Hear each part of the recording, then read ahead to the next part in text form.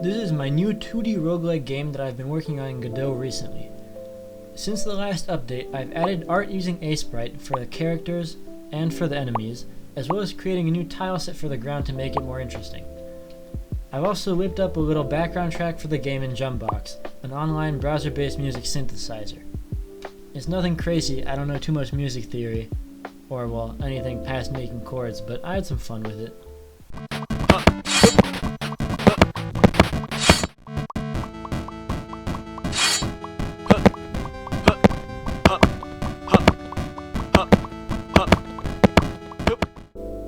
Now that all of the basic features are pretty much in place, I have a decision to make here.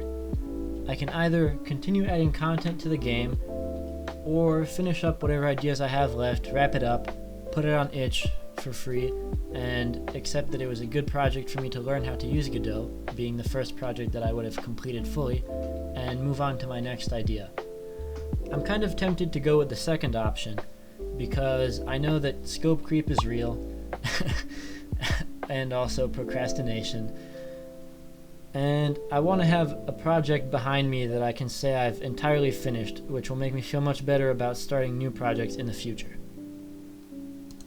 As for future game features, I would like to add 2 players, one with the WASD and one with arrow keys, so that they can duel as well as fighting the opponents, and maybe add another item.